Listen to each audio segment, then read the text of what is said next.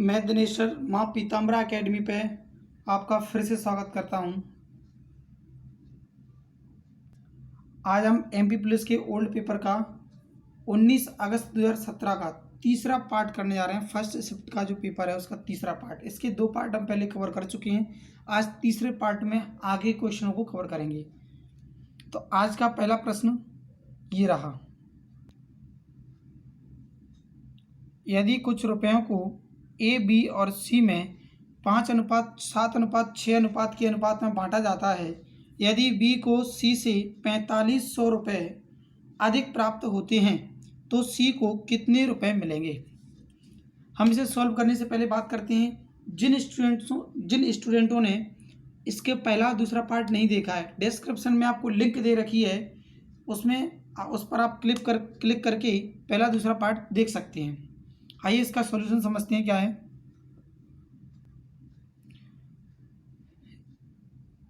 यहाँ दे रखा है हमें कि बी और सी के जो रुपयों का अंतर है वो 4500 रुपये का है। तो आपने देखा बी और सी का यहाँ पर जो रेशो अनुपात का जो अंतर है वो 1 यूनिट का है, क्योंकि ये 7 दे रखा है, ये 6 दे रखा है। तो 1 यूनिट बराबर आपका 4500 आ गया। और हमें सी का वैल्यू ज्ञात करना है तो इसमें 6 का गुणा कर दिया, क्योंकि सी का मान कितना है 6, तो आंसर आ गया हमारा 2700। आइए जानते हैं अगला प्रश्न। ए बी से 2 साल बड़ा है, जो कि सी की आयु का 2 गुना है। यदि ए बी सी तीनों की आयु की कुल आयु 27 वर्ष है तो ए की आयु कितनी है। हमें यहाँ पर ए की आयु फाइंड करनी है। तो देखिए यहाँ पर ए जो है बी से 2 वर्ष बड़ा है। ए बी सी, ए जो है बी से 2 वर्ष बड़ा है और सी जो है सी की जो आयु है बी की जो आयु है सी से 2 गुना है। तो आपने इसको अगर x मान लिया तो इसको आप मानेंगे 2x और ये 2x + 2। अगर हम इन सभी को जोड़ दें तो टोटल आना चाहिए 27। तो आपने जोड़ दिया, 2 और 2 4 और 1 5, 5x बराबर आ गया आपका 27 से आपने ये वाला 2 जो है इसको माइनस कर दिया, तो ये निकल कर आएगा आपका 25। x का मान निकल कर आएगा x बराबर 5। यहाँ देखो हमें a की वैल्यू फाइंड करनी है कि a की आयु कितनी है। तो इस 5 का गुणा हमने यहाँ कर दिया, 5 का 2 गुना 10 और 2 12, तो ऑप्शन नंबर ए हमारा सही आंसर है। नेक्स्ट क्वेश्चन है, ए और बी एक साथ किसी काम को 30 दिनों में पूरा कर सकते हैं। 20 दिन काम करने के बाद बी काम छोड़ देता है। शेष काम को ए द्वारा अकेले करने पर 20 दिन का अतिरिक्त समय लगता है। बी अकेला उस काम को कितने दिनों में पूरा करता है। देखिए ये जो प्रश्न है हिंदी में मिसप्रिंट है, आपका पेपर के अंदर जो आया है हिंदी में मिसप्रिंट है। यहाँ पर 20 दिन का अतिरिक्त लिखा हुआ है, जबकि अगर इसका आप इंग्लिश वर्जन देखेंगे तो वहाँ पर क्लियर बोला गया है कि अंत में ए अकेला केवल 20 दिन के लिए करता है, अलोन 20 डेज ओनली। लगता है काफ़ी स्टूडेंट्स को इस क्वेश्चन में प्रॉब्लम हो रही हो। हम समझते हैं इसका सोल्यूशन क्या है, क्योंकि कोई भी प्रश्न में अगर हिंदी में त्रुटि होती है, गलती पाई जाती है तो उसको मान्य नहीं किया जाता, जबकि इंग्लिश में जो लिखा होता है उसे मान्य किया जाता है। तो देखिए हम करते हैं इस क्वेश्चन को। यहाँ बोला गया है ए और बी अगर कार्य को करते हैं तो केवल 30 दिनों का समय लगता है, लेकिन बी नाम का व्यक्ति 20 दिन के बाद कार्य को छोड़कर जाता है। यानी हम कह सकते हैं कि 20 दिनों तक तो कार्य किया है, अब जो बचा हुआ काम है उसको केवल ए नाम के व्यक्ति ने 20 दिनों में किया है। या हम सीधा सीधा ऐसे कह सकते हैं कि ये पूरा का पूरा काम 30 दिन का था। कितने दिन का था? 30 दिन का। अगर 20 दिन का हो गया तो रह कितने गया? 10 दिन का। तो ऐसा भी कह सकते हैं कि a + b ये 10 दिन का काम रह गया। इस पूरी वैल्यू को हमने इसमें से माइनस कर दिया तो ये निकल कर आ गया, और ये निकल कर आया हमारा 20। ये यहाँ से पुट कर दिया, 0 से आपका 0 कट गया, a + b/a। यहाँ आएगा 2:1 या 2/1। ये वाला 1 नीचे आ गया, 2 अपनी जगह पर है, इसको यहाँ लिख दिया गया है। अब यहाँ से हमें इसकी इफिशियंसी निकल कर आ चुकी है, मिल चुकी है। a + b की जो कार्य क्षमता है वो निकल कर आई है कितनी? 2। और यहाँ पर a और b एक दिन में कितना? 30 दिनों में पूरा काम कर रहे हैं। तो हमने कहा कुल जो कार्य निकल कर आएगा, कुल कार्य 30 दिनों में हो रहा है और कार्य क्षमता 2 है ए बी की, तो ये हो गया। अब केवल जो कार्य करवाना है वो केवल और केवल वी से करवाना है, और वी की कार्य क्षमता हम देखते हैं यहाँ पर कितनी निकल रही है, क्योंकि जब ए की एक निकली है तो आपको पता है ए प्लस बी की 2 है, तो अकेले वी की कितनी होगी 1, तो वी की 1 है, तो 1 से आपने भाग लगा दिए, तो आंसर कितना आया 60, ऑप्शन नंबर ए। ध्यान से समझिएगा, समझ में आता रहेगा। और भी आगे प्रश्न देखते हैं इसी प्रकार से। ये रहा आपका नेक्स्ट क्वेश्चन। एक व्यापारी 4800 रुपये के अंकित मूल्य की एक वॉशिंग मशीन को 15% और 5% की क्रमिक छूटों पर खरीदता है। दो प्रकार की छूट है, एक 15%, दूसरी 5%। यदि वह 125 रुपये इसके परिवहन पर खर्च करता है और उसे 13% के लाभ पर बेचता है, तो वॉशिंग मशीन का विक्रय मूल्य क्या है।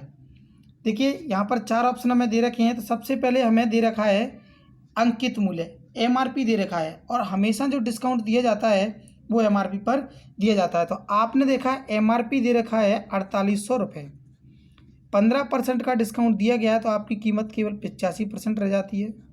फिर से 5% का डिस्काउंट दिया गया तो 95% रह जाती है। 2 जीरो से आपने 2 जीरो कैंसिल कर दिए, 5 से कैंसिल किया 20 आ गया, इसको किया तो ये 19 आ गया। फिर से 5 से कैंसिल किया, ये 4 आ गया, इसको किया 17 आ गया। 4 से इसको कैंसिल कर दिया तो ये आ गया 12।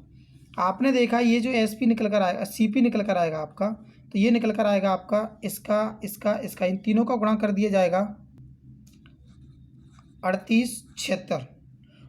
अब आपने देखा कि आपने परिवहन पर जो खर्च किया है 124 रुपये किया है, तो आपका जो टोटल सीपी बन गया, टोटल जो आपका सीपी बना है वो कितना बन गया 4000 रुपये।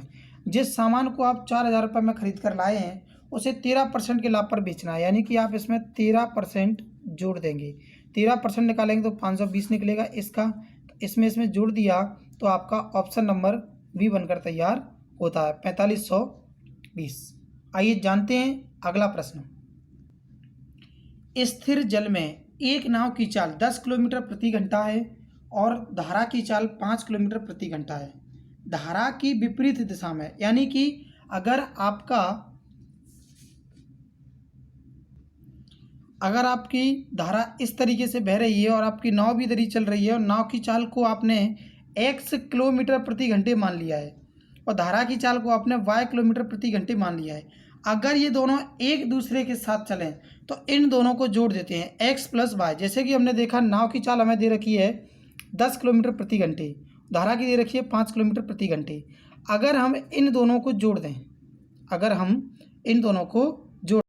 दोनों को हमने जोड़ दिया x प्लस वाई बराबर, तो 10 प्लस 5 बराबर कितना आ गया 15 किलोमीटर प्रति घंटे। अब आप सोच रहे होंगे जोड़ क्यों रहे हैं, क्योंकि ये जो प्रश्न है हिंदी में गलत दिया गया है और इंग्लिश में बिल्कुल सही दिया गया है, इसीलिए मैंने इसमें विपरीत पर गोला लगा दिया है, क्योंकि साथ में चलना है धारा के नाव को, तभी हम इन दोनों को जोड़ेंगे, नहीं तो इसके अकॉर्डिंग तो ऑप्शन ही नहीं आएंगे। जो प्रश्न दिया गया है इंग्लिश में बिल्कुल सही प्रिंट है। अगर आपको समझ नहीं आ रहा है तो आप इसके क्वेश्चन को व्यापम साइट पर जाकर पेपर को खोल करके देख सकते हैं, उसमें दे रखा है ये। अब हमें क्या करना है, ये पता करना है कि 5 किलोमीटर की दूरी कितने मिनट में तय करेगी। अब आपने देख लिया कि इसकी जो चाल आई है वो 15 किलोमीटर प्रति घंटे आई है, या ऐसे कह सकते हैं कि 15 किलोमीटर 60 मिनट में तय किया जाता है, और हमें जो चलना है केवल 5 किलोमीटर चलना है, तो आपने 3 का डिवाइड इसमें कर दिया, 3 का इसमें कर दिया, तो 5 किलोमीटर चलने में जो समय लगेगा केवल 20 मिनट का लगेगा, और यही आपका आंसर है। नेक्स्ट क्वेश्चन है, दो व्यक्तियों की आयु का अंतर 2 वर्ष है। यदि उनकी आयु का योग 144 के वर्गमूल के बराबर हो, यानी अगर 2 व्यक्ति हैं, बड़े व्यक्ति को x मान लिया, छोटे व्यक्ति को y मान लिया, तो दोनों का अंतर 2 वर्ष हो गया।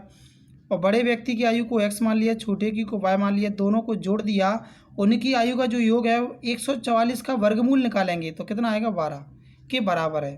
तो यहाँ पर बड़े व्यक्ति की आयु निकालनी है, यानी कि x का वैल्यू फाइंड करना है। दोनों को जोड़कर हम 2 का भाग लगा देंगे, क्यों, क्योंकि ब्लूपन विधि से सॉल्व कर लेंगे, तो 2x बराबर निकल कर आएगा कितना 14, या x का मान कितना निकल कर आएगा 7। ऑप्शन नंबर सी आपका बिल्कुल सही है। आइए देखते हैं अगला प्रश्न। क्वेश्चन है आपका, ए की आयु उसके पुत्र की आयु का 6 गुनी है और ए के पिता की आयु उसके 40 वर्ष अधिक है, तब सबकी आयु, कुल आयु 118 वर्ष है, तो ए की आयु कितनी है। यहाँ पर देखिए ए से रिलेट किया गया उसके बच्चे को और उसके पिता को। ए का जो पुत्र है, अगर 1 यूनिट का या एक्स का मान लिया है, एक्स का, तो ये जो पिता होगा वो 6x का हो जाएगा। लेकिन ए का पिता, यानी इसका पिता ए हुआ और ए का पुत्र हो गया। ए का पिता जो है ए से 40 वर्ष बड़ा है, तो ये आएगा 6x + 40। आपने इसको तीनों को जोड़ दिया तो 6 और 6 12 और 1 13, 13x, ये 40 इधर प्लस का इधर भेज देंगे तो 118 - 40, 18 आपने माइनस कर दिया तो x बराबर 78, डिवाइड कर दिया तो x का वैल्यू 6 निकल कर आ गया। हमें जो आयु बतानी है एक ही बतानी है, 6 का गुणा इसमें कर दिया तो 6 का 6 गुना कितना हो गया आपका 36। आंसर है आपका option number B. Next question हमारा औसत से है। 50 विद्यार्थियों के प्राप्तांकों का औसत 75 है। यदि एक विद्यार्थी द्वारा प्राप्त 86 अंकों को 36 लिख दिया गया तो अंकों का सही औसत क्या है। देखिए सिंपली समझना है, 50 स्टूडेंट हमारे पास हैं, 50 विद्यार्थी हैं जिनका औसत है 75। अब गलती कितने की हुई, 86 लिख दिया गया, कितने की जगह 36 की जगह। तो यहाँ पर कितना कम लिखा गया 50, और ये 50 कितने लोगों में बांटना है, केवल 50 लोगों में। डिवाइड किया कितना आया 1, यानी नए औसत में आप 1 और बढ़ा देंगे तो आपका जो सही औसत था वो कितना था 76 था। नेक्स्ट क्वेश्चन है आपका, 15 लोगों के एक समूह में लोगों की औसत आयु 45 वर्ष है। 2 व्यक्तियों के निकल जाने पर औसत 5 वर्ष बढ़ जाता है, तो निकलने वाले दोनों व्यक्तियों की औसत आयु कितनी थी। हम इसे डायरेक्ट सिंपल अप्रोच में करते हैं। जैसे कि आपने देखा कि 15 व्यक्ति हैं और प्रत्येक व्यक्ति के पास अगर औसत इनका 45 वर्ष है तो 45 वर्ष आयु हम मान लेते हैं। अब देखो जब 2 व्यक्ति जाने वाले हैं, 2 व्यक्ति अगर जाने वाले हैं तो वास्तव में ये 45 + 45 इतनी आयु को लेकर जाने वाले थे, यानी 90 वर्ष। लेकिन ये जाते जाते क्या करते हैं, कुछ कम ले जाते हैं। कितना कम ले जाते हैं कि सबकी आयु 5-5 वर्ष बढ़ जाती है। यानी 2 अगर कम कर दिए जाए तो 13 व्यक्ति रहते हैं, सबको ये 5-5 बांट जाते हैं अपनी आयु का, तो 65 वर्ष आयु अपनी छोड़ जाती हैं। जब 65 वर्ष आयु को छोड़ गए और इनकी आयु कितनी थी 90, तो लेकर कितने गए हैं केवल 25, और 25 का हमें औसत बताना है तो 2 से डिवाइड कर दिया तो आंसर कितना आया 12.5। अगर आप सभी को ये क्वेश्चन अच्छे से समझ में आ रहे हैं तो चैनल को तुरंत अभी सब्सक्राइब करें, और भी इसी प्रकार से आगे आपको पेपर मिलते रहेंगे जिनका सॉल्यूशन आपको कम्प्लीटली मिलेगा। और अपने दोस्तों को प्रमोट करें जिससे इस बार अच्छे से ज़्यादा सिलेक्शन हो सकें आप सभी के। नेक्स्ट क्वेश्चन है, विश्व कप सेमीफाइनल तक 7 मैचों में युवराज की बल्लेबाजी का औसत जो है 65 था। युवराज को 8वें मैच में कितने रन बनाने चाहिए कि फाइनल मैच में उसका औसत कितना हो जाए 85। तो आपने देखा कि 7 मैच अभी तक खेल चुका है और यहाँ पर जो इसका औसत है वो 65 है, और डिमांड कितने की है 85 की। तो एक मैच में कितने रन कम पड़ रहे हैं 20, तो 7 मैचों में कितने कम पड़ रहे हैं 140। और जब नया 8वां मैच खेल रहा है तो उसको 85 तो बनानी ही है। इनको आपने जोड़ दिया तो ये निकल कर आएगा आपका 225। तो आपका आंसर है 225। दोस्तों बहुत ही सिंपल तरीके हैं ये बेसिक कॉन्सेप्ट हैं जिनसे आप आसानी से प्रश्नों को कर सकते हैं। नेक्स्ट क्वेश्चन है, 90 किलोमीटर प्रति घंटे की चाल से चल रही ट्रेन को 75 मीटर लंबे एक प्लेटफॉर्म को पार करने में 8 सेकंड लगते हैं, तो ट्रेन की लंबाई कितनी है। देखिए आपका एक टाइम एंड डिस्टेंस है, इसके अंदर लगातार 3 चैप्टर जो आपके चलते हैं, इन सभी में केवल एक फॉर्मूले का अच्छे से यूज़ करना है आपको, चाल बराबर दूरी बटे समय। तो आपने देखा हमें डिस्टेंस फाइंड करनी है किसकी, ट्रेन की, कि ट्रेन कितनी लंबी थी। तो आपने देखा इन दोनों का गुणा कर दिया, speed into time is equal to distance. ये डिस्टेंस क्यों लिया गया, क्योंकि जब आपकी ट्रेन चलती है और प्लेटफॉर्म को पार करती है तो हम इन दोनों को जोड़ देते हैं, इनकी कुल लंबाई को जोड़ देते हैं। ट्रेन की लंबाई हमें पता नहीं है, हमने टी मान लिया, या ट्रेन को हमने एक्स मान लिया, प्लस प्लेटफॉर्म कितना लंबा है 75 मीटर। तो आपने देखा कि टोटल समय जो है, स्पीड कितनी है इसकी 90 किलोमीटर प्रति घंटे, और हमें ध्यान ये रखना है, अगर दूरी आपको मीटर में दे रखी है, समय सेकंड में दे रखा है, तो इस चाल को भी हम मीटर प्रति सेकंड में बदल दें। तो आपने बदल दिया 5/18 का गुणा करके, प्लस टाइम कितना लगा, केवल 8 सेकंड का। तो 18 से आपने इसको कैंसिल किया 5 बार, इसका सभी का गुणा कर दिया, और गुणा करने पर निकल कर आएगा ये 200, और 200 में से ये वाला 75 है, आपने माइनस कर दिया, तो आंसर आएगा 125 मीटर, ऑप्शन नंबर ए। देखिए इस तरह के जो क्वेश्चन आते हैं, इनमें केवल हमें ये देखना होता है कि ऊपर दिया गया डाटा जो है उनमें से कि नीचे दिए गए पत्तों में से नीचे दिए गए पत्ते पर ठीक समान कौन सा नहीं है, यानी ये पत्ते पर छपा हुआ है और इसके विपरीत 4 पत्ते दे रखे हैं, उनमें से देखना है कौन सा इसमें से नहीं है। जैसे कि हम बात करते हैं पहले ऑप्शन की, तो पहले ऑप्शन आपका एज इट इज सेम है, लेकिन यहाँ पर ये राम लिखा हुआ है, आर लगा हुआ है, जबकि यहाँ पर आर नहीं लगा है, तो ये आपका ये हो गया। लेकिन फिर देखते हैं दूसरे को, जिसमें आप देख रहे हैं ये जो स्पेलिंग लिखा हुआ है ये वाला इससे अलग है। फिर देखते हैं हम तीसरे ऑप्शन को, तो जिसमें आपने देखा ये लिखा हुआ है कैट फूड, इसका स्पेलिंग अलग है। अब इसमें केवल यही जो ऑप्शन है जो इसका जैसा मिल रहा है, जबकि इसने बोला है कि समान कौन सा एक नहीं है, जबकि ये 3 समान नहीं है, तो ये इसमें ये अलग होगा, यानी इसका फोर्थ आप देख रहे हैं ऑप्शन नंबर वहाँ पर दे रखा है।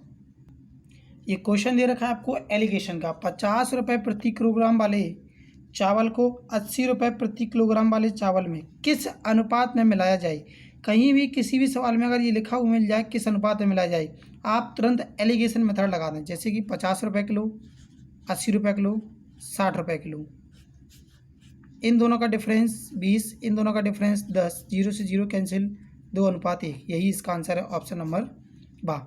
कहीं भी किसी भी सवाल में आपको अगर किस अनुपात में मिलाया जाए ऐसा कुछ लिखा मिल जाए और दिया गया डाटा इससे एक छोटा हो और एक बड़ा हो, आगे पीछे हो सकता है और कहीं पर भी मिल जाए, तो आपको सीधा एलिगेशन मेथड लगा देना है, काम करेगा सब जगह।